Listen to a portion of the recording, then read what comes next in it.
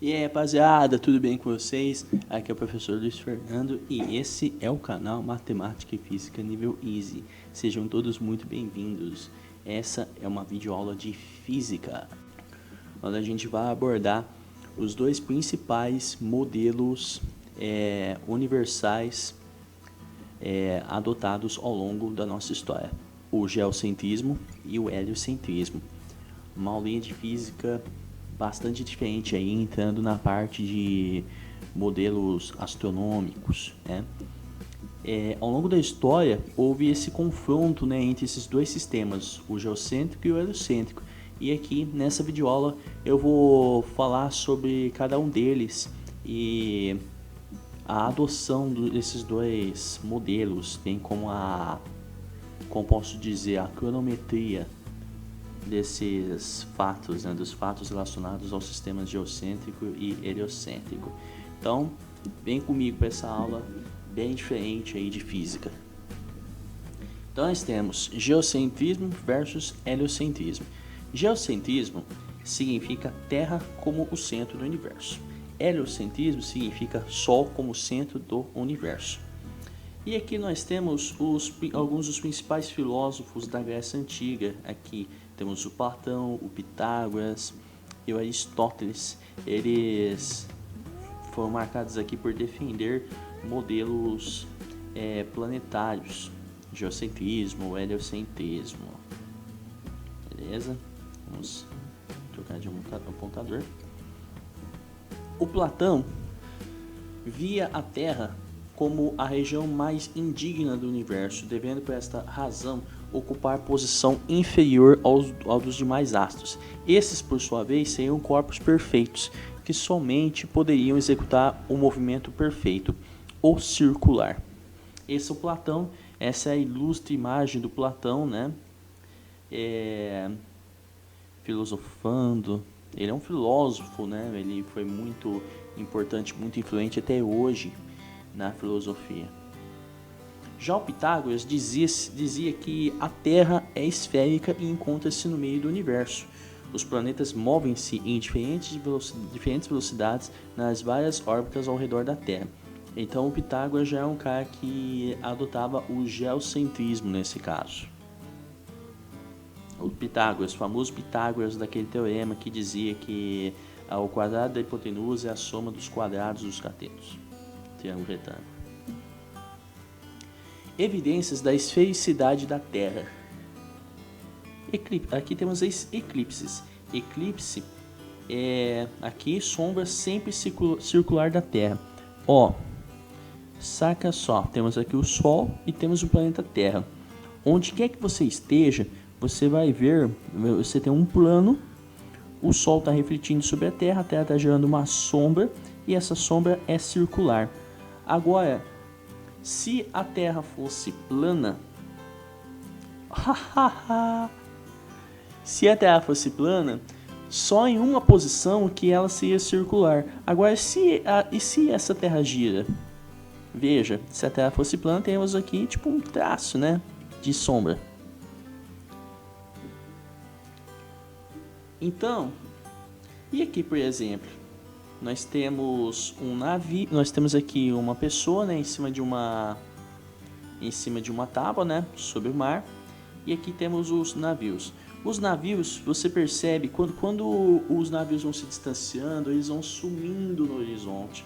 Por isso que a gente nunca consegue ver, por exemplo, por mais que a gente esteja numa região litorânea, a gente nunca consegue ver o que há no outro lado do oceano. A gente não consegue enxergar um continente africano na vida, não importa onde a gente esteja. A gente pode às vezes enxergar uma ilha ou outra, mas você não vê nada no horizonte. Nada.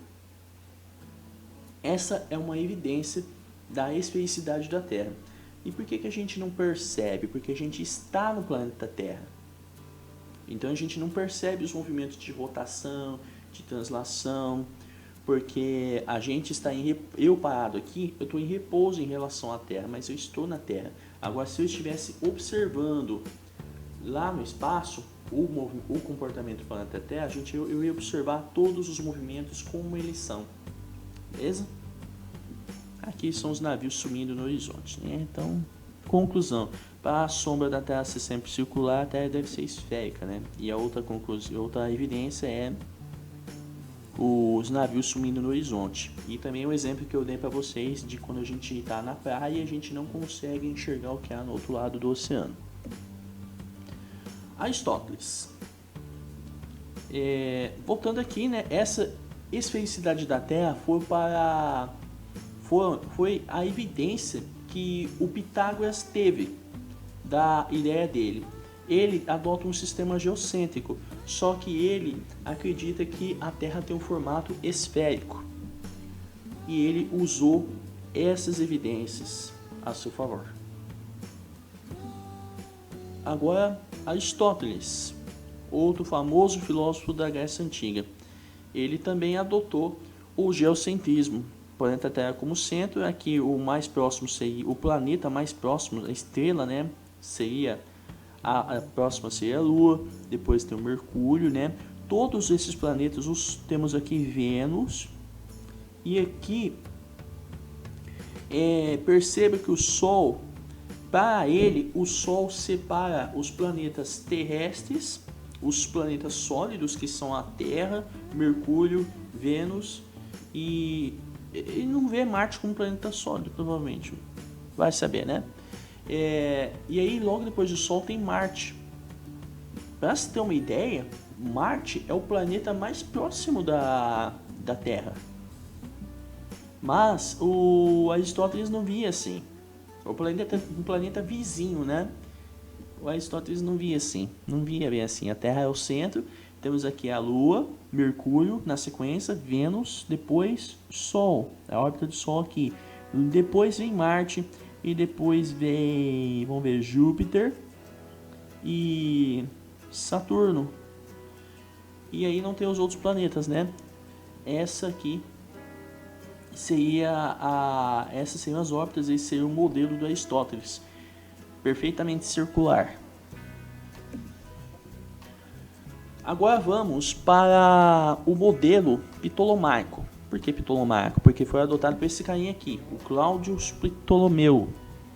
Nasceu em 83 d.C., morreu em 161 na mesma era. Ele é famoso por algumas coisas como o livro Almagesto, artefatos matemáticos versus dados obtidos, e ele consolidou o geocentrismo criando os epiciclos. Ele consolidou o geocentrismo por grande parte da nossa era, né? O modelo ptolomaico ele só foi contestado vários e vários séculos depois, uns mais de 1500 anos depois. Ele foi um modelo bem forte, né? Um modelo geocêntrico ainda por cima, um modelo bem forte que muitos acreditaram. Vamos ver o sistema de Ptolomeu. Cláudio Ptolomeu foi o último dos grandes sábios gregos. Procurou sintetizar o trabalho de seus precursores, desenvolvendo-o também. Seu sistema foi dominante por 14 séculos, em considerável parte do mundo. Até exagerei, né? Em considerável parte, eu exagerei, falei de 1500 anos, foi quase isso. 14 séculos. Começou a ser contestado lá, já pelo fim da Idade Média. E aqui nós temos até unidades de medida, né? Aqui Zemia seria a Terra, o centro, né? É o modelo geocêntrico do Ptolomeu. Aqui provavelmente é Mercúrio, Vênus, Saturno. Você percebe que há uma medida, ele mede com uma precisão considerável para a época a distância, né? A distância entre órbitas, distância entre planetas. Você vê que é um modelo bem assim, bem elaborado para a época, bem legal, bem à frente do tempo na época, né? Considerando que foi lá no século II, né? Mais ou menos entre o século II, no século II, né? Nos anos 100 e pouco, hein? Século II depois de Cristo. Agora, ele adotou um modelo geocêntrico com epiciclos. Temos aqui a Terra, aqui a Lua em torno dela, né? Vênus aqui, temos o Sol orbitando em torno da Terra, igual ao modelo de um dos filósofos, né, onde Marte vinha depois da Terra, e tem Júpiter, Saturno e aqui seria o céu. Histórico. Agora vamos para o século XV, 1400 anos depois. Histórico astronômico. Nicolau Copérnico nasceu em 1473 e morreu em 1543. Esse aqui foi o primeiro cara, depois de tanto tempo, a questionar o modelo geocêntrico do Claudius Ptolomeu. Aqui temos The Revolutionibus Orbium Question. Esse é o livro no qual ele escreve, no qual ele defende, né, o modelo heliocêntrico. Ele defende também um modelo com órbitas circulares, certo? E o centro do universo é perto do Sol.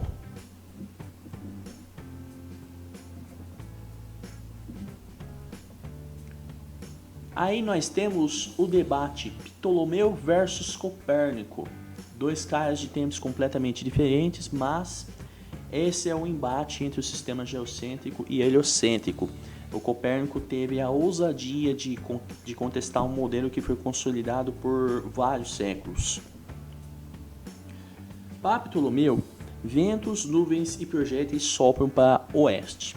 Para Copérnico, a Terra arrasta o envoltório atmosférico.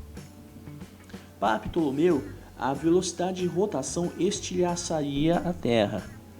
Para Copérnico, a esfera celeste giraria com velocidade maior. Para Ptolomeu, a Terra é o centro do universo, geocentrismo. Para Copérnico, heliocentrismo, o Sol é o centro do sistema. Geocentrismo, o homem é o objetivo da criação, segundo Ptolomeu. E Copérnico, para Copérnico, o modelo heliocêntrico, Deus é o centro do universo. Heliocentrismo, para ele, o centro do universo é próximo do Sol. E quem está próximo do Sol? Deus.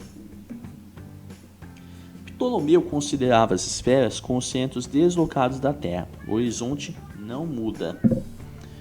Agora, segundo Copérnico, ele usou do mesmo argumento para afastar definitivamente a Terra do centro. Já que Deus é o centro do universo, a gente está muito longe de Deus. Estando muito longe de Deus, então a Terra está muito longe do centro do universo.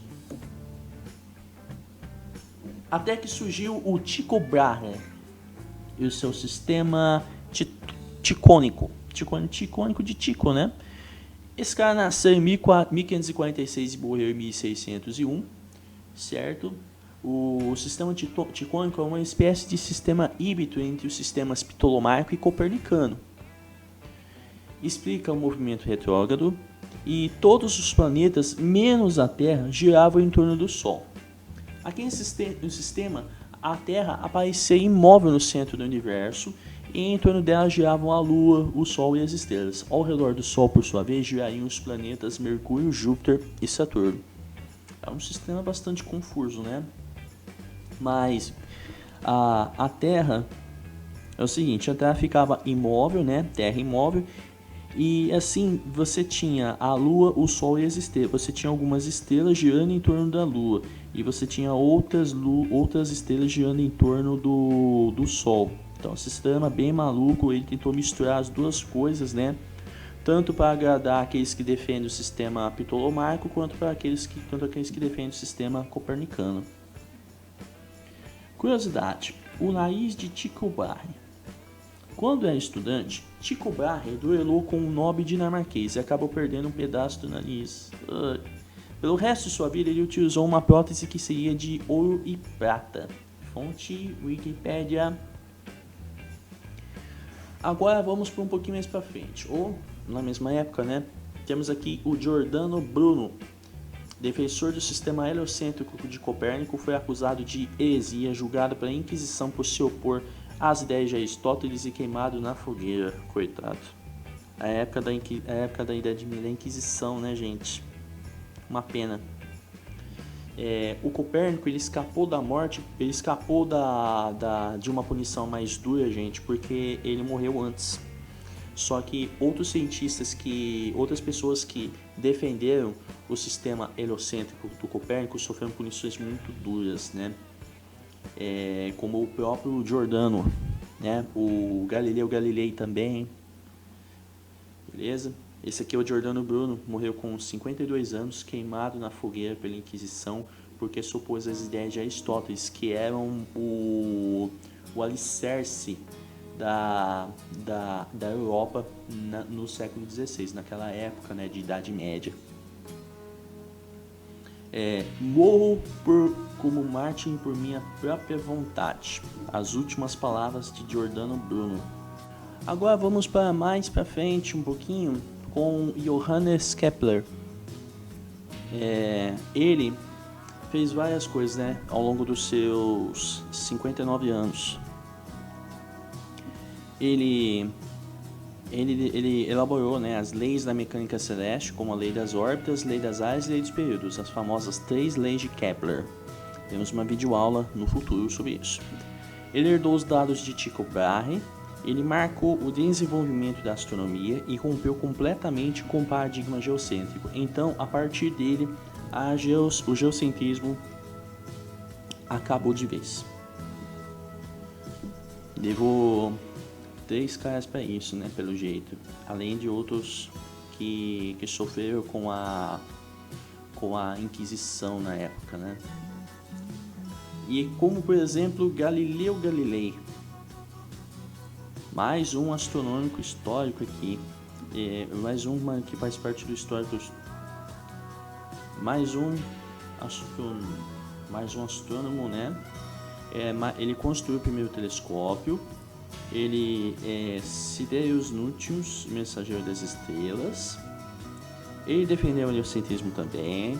Ele também foi condenado pela igreja, mas ele foi considerado o pai da igreja moderna. Algumas coisinhas que ele fez ao longo dos seus 78 anos de vida. Então ele foi outro cara que foi condenado pela igreja na época, né, da Idade Média, porque ele foi acusado de heresia, de ser herético, né, por não defender o que a igreja defendia, que são as ideias de Aristóteles e tudo mais. Mas vamos falar da luneta do Galileu Galilei. Ele aperfeiçoou a luneta inventada pelo holandês Hans Lippershey e foi o primeiro a apontá-la para o céu, observando montanhas e crateras na Lua, manchas no Sol e 4 satélites em volta de Júpiter. Aqui está uma ilustração, né, das fases da Lua, né, uma coisa que o Galileu Galilei conseguiu visualizar. E essa aqui é a luneta dele, olha que bonitinho, ó. Legal, né? Agora, vamos observar aqui a evolução na observação do espaço, né? Antes do telescópio, a gente só se reduzia a enxergar estrelas, né? Agora, com a invenção do telescópio, por parte do Galileu Galilei, você pode enxergar várias estrelas à distância com o telescópio, né? Enxerga muita coisa, você consegue enxergar mais longe com o telescópio. Quem tem um telescópio em casa, quem já mexeu com o telescópio, deixa aí nos comentários. Agora vamos para esse carinha aqui. Esse é gênio, Isaac Newton, Sir Isaac Newton. O que ele diz? Ele diz que 2 corpos atraem um ao outro com forças iguais e opostas. A magnitude dessa força é proporcional ao produto das massas dos corpos e também proporcional ao inverso do quadrado da distância entre os centros de massa dos 2 corpos. Essa é a famosa lei da gravitação universal, uma das grandes contribuições da história para a astronomia. Além disso, o Newton também adotou o heliocentrismo, para você ver que o geocentrismo já foi largado no passado, depois de tantas mortes, depois de muitas incertezas, né? E aí, finalmente, temos aqui a linha do tempo com os principais nomes da astronomia. Começando aqui por antes de Cristo, né? O Thales, isso a previsão do eclipse, ele deixou como legado a previsão do eclipse solar. O Pitágoras contribuiu com a Terra esférica, quase aqui na mesma década, né? Aqui antes de 600 a.C. O Filolau, ele contribuiu com o sistema híbrido, né? Aqui por volta de 500 a.C. Aqui mais perto de 400 a.C. temos o Platão e suas estrelas fixas na esfera e planetas errantes, como a Terra, né? Temos o Heráclides com seu sistema híbrido, né? Modelo que reúne modelos anteriormente defendidos. Temos aqui o Aristóteles e seu geocentrismo filosófico. O Eudoxo, ele também foi geocentrista. E o Aristarco, ele contribuiu com um processo para obter a distância até o Sol, o Aristarco de Samos. Para obter a distância até o Sol, ele elaborou um processo, contribuiu bastante. Eratosthenes, ele conseguia medir o raio da Terra, né? Dado que já havia sido consolidado, né, a ideia do Pitágoras de que a Terra é esférica. Hipparcos, distância Terra-Lua. Ele media a distância entre a Terra e a Lua, já depois aí de 200 a.C. Agora indo para a era pós-cristã, né, por volta de 100 depois de Cristo, temos o Ptolomeu e seu sistema geocêntrico, né, que foi largamente consolidado ao longo de 1400 anos.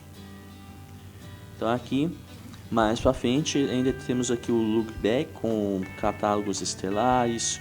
Aqui começa o Copérnico defendendo o sistema helocêntrico, Tycho Brahe, um excelente observador, Kepler com seus raios orbitais e órbitas elípticas. A partir daqui é tudo...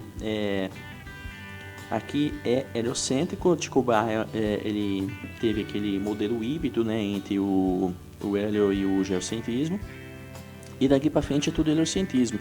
Kepler com seus raios orbitais e órbitas elípticas, não são mais órbitas circulares. Galileu com seu uso do telescópio, o telescópio, né, que foi uma contribuição muito importante. E o Newton contribuiu principalmente com a mecânica clássica. E aqui ele adotou a lei da gravitação universal, aquela que dá a gravidade do planeta, por exemplo. E daqui para frente, heliocentrismo na veia. Isso aqui está em verde, a era depois de Cristo, né? A era depois de Cristo, e aqui a era antes de Cristo. E isso aí, pessoal, isso aí mesmo. Essa foi a videoaula de hoje, certo? Muito mais conversa, né? Mas é uma aula diferente das outras. Então, se vocês gostaram, se vocês curtiram, se vocês aprenderam, deixa o joinha, se inscrevam, ative o sininho para não perder nada, veja se está tudo ok com a inscrição de vocês, né? E quem ainda não se inscreveu, não se esqueça de se inscrever. Beleza, pessoal? É isso então. Tenham um ótimo dia, bons estudos, um forte abraço a todos vocês. Fui!